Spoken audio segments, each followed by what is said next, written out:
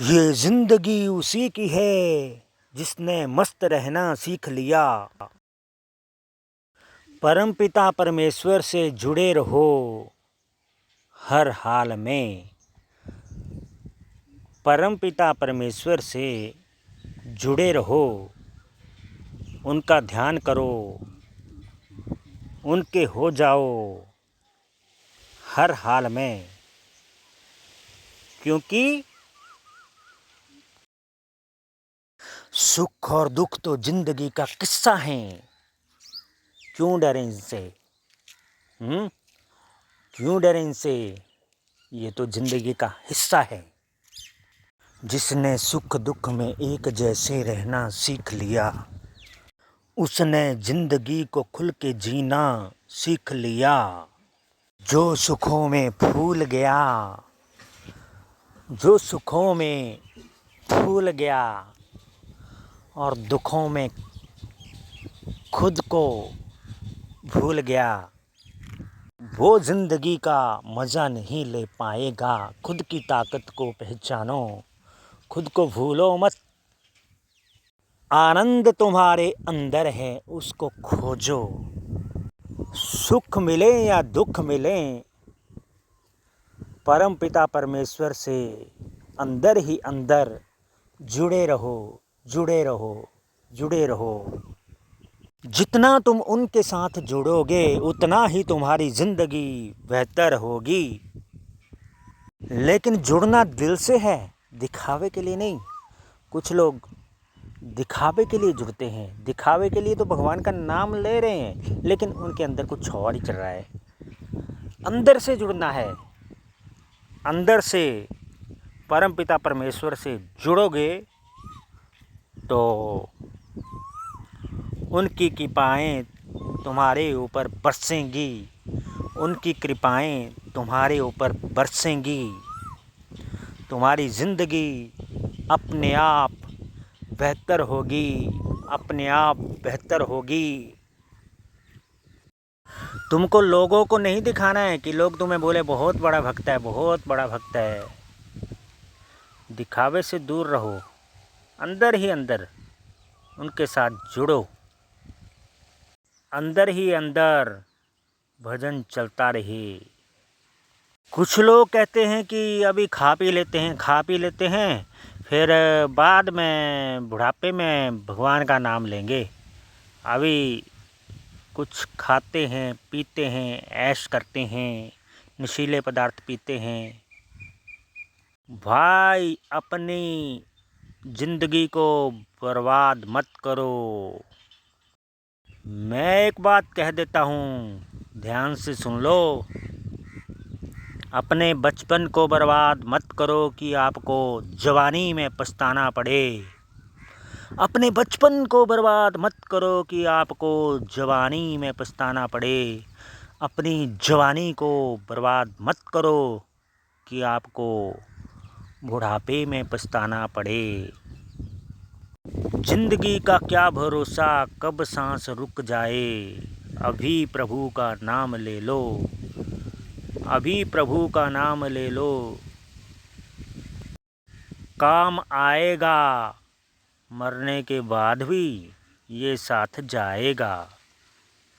हो कीर्तन कर लो बचपन में, जवानी किसने देखी है। कीर्तन कर लो जवानी में, बुढ़ापा किसने देखा है। भाई संसारिक कामों को भी करते रहो। मैं ये नहीं कहता कि संसारिक काम नहीं करने हैं, संसार के कामों को छोड़ दो। गृहस्थी का आनंद तो आदमी को लेना ही चाहिए। देवों के देव महादेव स्वयं गृहस्थी में रहते हैं और परिवार के जीवन का आनंद भी लेते हैं। भगवान राम तथा भगवान कृष्ण स्वयं गृहस्थी में रहते थे। भगवान विष्णु गृहस्थ जीवन का पालन करते हैं। गृहस्थ जीवन में रहना बुरी बात नहीं है। यदि ये बुरी बात होती ना तो भगवान भी गृहस्थ नहीं होते। नारी जाति को सम्मान देने के लिए भगवान ने गृहस्थी स्वीकार की है। और नारी भी भगवान का ही रूप है।